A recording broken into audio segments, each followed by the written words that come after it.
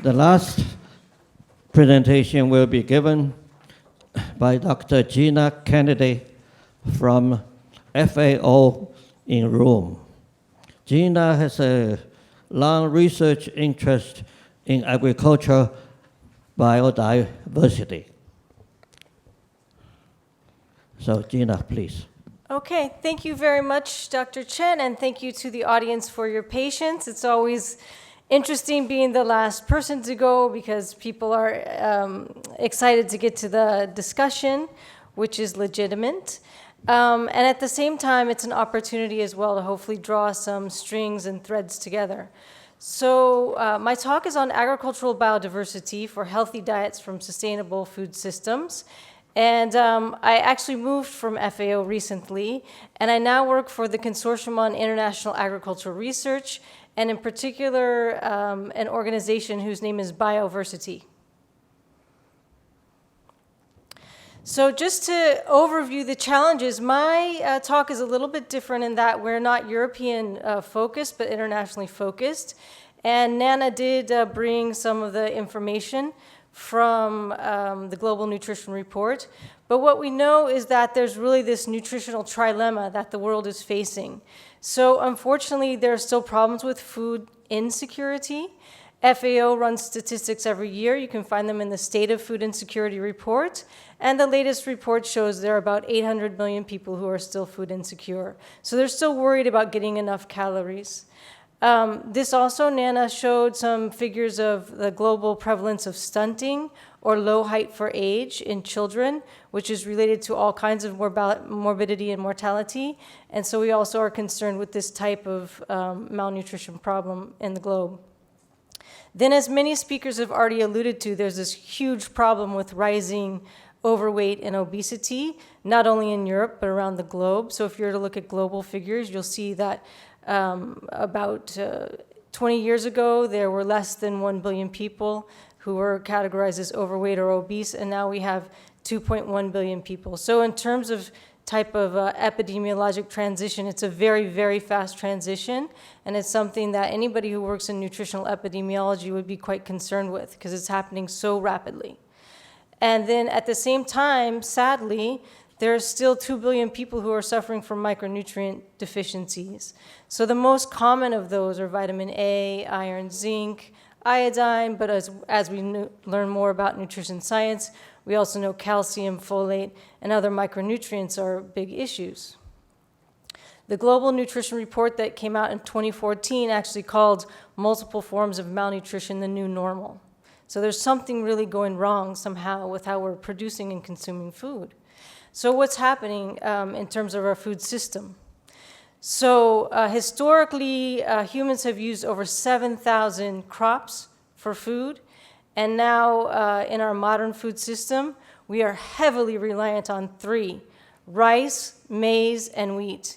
These 3 crops alone provide about 50% of the world's caloric energy supply. And if we expand that to include some animal species, we're reliant on, really, if you can imagine, the global food supply is reliant on just a handful of crops. 12 crops together with 5 animal species are providing 75% of the world's energy supply. And when we look at it from the food production side, which is how we at Bioversity look both at the consumption and the production angles of things, because we're also looking for how we make more sustainable food production systems. On the left, you see the amount in hectares, thousands of hectares cultivated. And then on the right, you see cumulative global agriculture area. So if we just take that first crop there on the very bottom, wheat, it's now planted at about 18% of global agriculture area. Then when you add to that maize, you get up to nearly 30%. So 30% of the world's global agricultural area is going to those 2 crops. And then we have rice and soybeans. So just those 4 is 50% of the global agriculture area planted. So I think we have to just kind of pause and think, wow, we've heard a lot about the healthy plate. If, Dr. Sanders presented my plate, it should be 50% fruits and vegetables. The Eating Well diet, again, fruits and vegetables. It's really not, it's not so much about maize, wheat, and rice or soybeans, a lot of which also is going for animal source foods. So I think it has to give us pause to think, wow, what's happening to dietary recommendations, what's happening to food production systems, and how do we somehow get incentives to realign these? So one of the incentives that's coming more and more, Europe being one of the forefront, is sustainable food production. It's even in dietary guidelines of some of the Nordic countries. And I'm American, and we're having a big debate in America now because we tried to put the word sustainability into dietary guidelines for Americans, and happily, it's causing a lot of controversy. So there's no publicity that's bad publicity. So the sustainability issue is coming up, and it's getting a lot of publicity on both sides. We know that there are big problems with climate change. We know there's big problems with land degradation. We're cutting down tropical rainforests and other land for agriculture, and as we just saw, mainly rice, wheat, maize, soybean. There's the demographic challenges that we'll be facing that we can't change, so rising urbanization, aging of the population, and then there's this huge issues of the diet quality. So what is the diet quality that the population is being fed on? So we feel that agriculture and tree biodiversity is part of the solution to both a better quality diet as well as a more sustainable food production system. So why is this? Well, as we saw, 7,000 species have been used previously for food, so agricultural biodiversity is the foundation of agriculture that we could get back to and rely more on. Using more diverse food production systems actually is helpful for pests and diseases. If you multi-crop pests, you get better yields and you can rely on fewer pesticides. There's also the potential to use agrobiodiversity and the richness of species to adapt to climate change. So certain crops are better, more drought tolerant, flood tolerant, and farmers do know about these genes. We just need to get them more into our production systems. Agriculture and tree biodiversity also can be a solution for better diet quality, particularly when we're focusing on increasing fruits and vegetables, increasing nutrient-dense foods. We know also from our research that it can boost ecosystems, so pollinator services are a really big function of agrobiodiversity, but also in the context of insects and other animal source foods. A lot of the habitat for those foods, if you're not farming them, and the natural habitat is in forests. So if you preserve those forests, you can also boost that ecosystem service for populations who might be food insecure but rely on those food resources. And lastly, agrobiodiversity can be used to improve income, to provide additional livelihood opportunities, particularly for women. So we know that income in the hands of women gives more benefit to the food security of families. So at Bioversity, we also work on strategies that improve economic empowerment for women. So this is rather our impact pathway, that how it is that we try and incorporate more agrobiodiversity into the world. So it's by safeguarding the world's plant genetic resources. This can be done in gene banks and through policies. But more importantly than conservation is the use. So we want to really get them planted more into the mainstream, produced more by farmers, and consumed more by consumers. So we have these three initiatives that we work at along this line. For this talk, I'm going to focus on the initiative on healthy diets from sustainable food systems. So this is about engaging in action-oriented research to better understand how agriculture and tree biodiversity can contribute to dietary diversity and also make food production systems more sustainable. And so there's really two ways that we work on this. One is rural to urban agri-food value chains, and another is a focus on local agri-food systems. So I'll just provide a few examples of, around the globe, how we've been working to do this. The focus really then is putting diverse, nutritious foods back into the market and back on the plate. So as we saw, the world's food production system is a bit unbalanced. Our diets are unbalanced, and it's causing many diet-related non-communicable diseases, as well as other nutrition problems related to overweight, obesity, micronutrient deficiencies. So if we could diversify production systems, use more our world's agrobiodiversity, richness of fruits, vegetables, beans, nuts, and seeds, and get these also into value chains and markets. That's one of our main strategies. A second main strategy is really trying to appeal to governments, ministries, ministries of agriculture, ministries of health, ministries of community development, to have more enabling policies. So what are the incentive structures? Where are the leverage points? Incentive structures now are really skewed toward production of these staple foods, and so I think that's borne out in what we see in the statistics. So we need to really tweak our incentive structures in order to have more use of agrobiodiversity, local and context specific, and introduce that into our nutrition programs. And then the last thing that we work on really is stimulating consumer demand. So how do we get consumers to demand more fruits and vegetables, to want to consume them more? So that's another one of the focuses. So I'm going to just try and illustrate our focuses through a few case studies for you. We had an 8-year initiative in Kenya with government partners, in particular KALRO, the Kenya Agriculture and Livestock Research Organization, where we really looked at nutrient-dense traditional African leafy vegetables. They were really disappearing from farmers' fields, and when it disappears from production system, it's going to disappear from your plate. So we worked on some participatory research to identify 12 species that we thought had potential, both because people like to eat them, they traditionally ate them and they felt fondly toward them, but also because they had market potential. So it's always trying to make the balance between what will give an income as well as what consumers are going to be happy to eat. So these 12 nutritious species, such as amaranth, nightshade, were reintroduced by training some farmers. They can do some participatory selection of which of those 12 they would like to grow, mainly women, on how to cultivate these plants. And then our impact assessment of this 8-year initiative was that there was increased income for the women, there was increased dietary diversity for the consumers, and this also led to more economic empowerment for women. And then another example, which is a bit different, is minor millets in India. This was a very long program that we had spanning over 15 years to reintroduce millets into the Indian food production system and as well as consumption. So interesting in terms of climate adaptation, millets are drought resistant, and so it's a good resource for farmers, but they've been really pushed toward rice production, wheat production. So how do we stimulate the market both for farmers and for consumers for millets? So this is more an example for you. It was long-standing research for 15 years, but just to show you that eventually, through scientific research working with government, what could happen in terms of the enabling environment. So this slide is to give you an enabling environment example.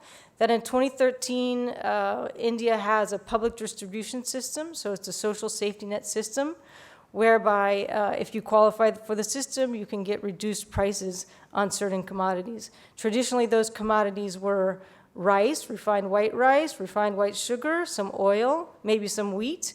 And so this was a big, I think, big enabling environment push to have millets now in that public distribution system, because it really does reach quite a number of people. Millets are now becoming popular. I don't like to talk about superfoods because I prefer to have a whole of diet approach, but when you think of millets now, they're at least becoming in vogue in restaurants and sold on streets. And just to give an anecdotal evidence, because it's sometimes fun to hear these stories, my colleague in India was just diagnosed with diabetes. So he checked himself into a health clinic, a health spa for a week, and that health spa served only fruits, vegetables, and whole grain millet. So millet types of porridges, millet, and he was quite happy because he's one of the colleagues who's worked on millets for 15 years. But so just to say that it can be taken up, in vogue and modern types of food systems.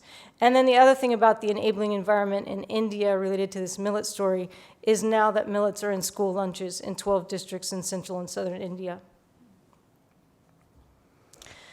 And now I want to talk about a scale-up approach, because often, at least for us, when we're seeking funding for our research, they say, oh, it's great, you can work on a food, and that's nice, but what's the scale-out potential?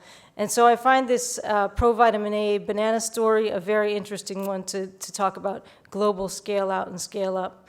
So I don't know if many of you know of a nutrition scientist by the name of Lois Engelberger, but she was working in the Federated States of Micronesia, which is a small Pacific island state, and she was doing some research with the communities there to investigate why they now have vitamin A deficiency when previously they really didn't have it. So what has happened to your food system? What's changed in your diet? They started talking about their traditional foods and some things they used to eat that they just no longer grow because it's not really popular anymore. Well, what was that? One of those foods was the carrot banana. So it turns out that that banana is yellow in flesh. Most consumers in Europe would not even know it exists. And she had it tested. She did the food composition, and it turns out that it has 8,500 micrograms of provitamin A carotenoids. Whereas the Cavendish banana, the white one, which is what all the consumers know about, has less than 5 micrograms of provitamin A carotenoids. So we've taken this research now and scaled it up, and we're using this research in East Africa. So we're working in Uganda, in Tanzania, in Burundi and Democratic Republic of Congo, in banana-based systems where consumers often consume 5 to 6 bananas per day. It's one of their staple foods. And we're working with them to look at, can these varieties that have higher level of provitamin A carotenoids be grown in an agronomically safe way, have enough yield, and be accepted by farmers? Are farmers willing to grow them? Are consumers willing to eat them? So this is research ongoing that we're working on, and it seems quite positive that there are at least 3 to 4 varieties of provitamin A carotenoid banana, which we think could make a big difference in the vitamin A intakes of populations suffering from vitamin A deficiency in these banana-based food production systems. And then the last example that I want to raise is about the consumer demand. So it's not only about the supply, but also about the demand, so looking at both the push-pull factors. And this was a recent food fair that we held in Zambia. We got together 10 nutrition clubs, and the nutrition clubs came, and they brought their local knowledge of their traditional food, the recipes that they're proud of, using only locally available foods. And we're trying to combine always action-oriented science. So we documented the recipes, we're doing the nutrient content of the recipes, we documented the food processing that they're using for some of their traditional legumes, and lots of indigenous fruits and vegetables. But then also for the consumer awareness and advocacy side, the ministries were there, the Minister of Agriculture was there, and they awarded the prizes to the best 2 clubs. Those best 2 clubs now got a scholarship to go to the agriculture show of the Ministry of Agriculture. So it's really about introducing and reinvigorating sort of awareness, local pride, and motivation to both produce and consume more nutrient-rich foods. And then if you kind of follow along the seasonal local aspect, we hope that it makes a more sustainable as well food production system. So in summary, biodiversity really is essential for sustainable food systems, as well as to provide those missing ingredients in our current food system, the micronutrients that we need, and the lower calorie, healthier options for our plates and our diets.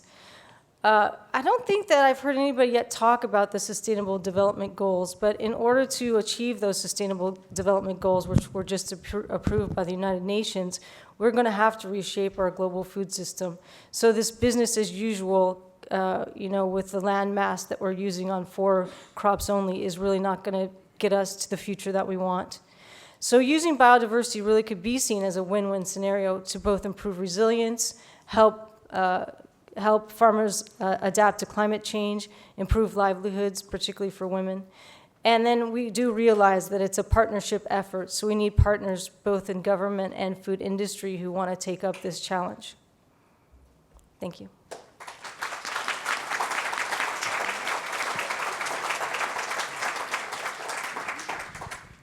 Thank you, Dr. Kennedy, for this very stimulating presentation. And with this, may I invite you and the other speakers to take your place in the podium so that we can open the discussion to the public.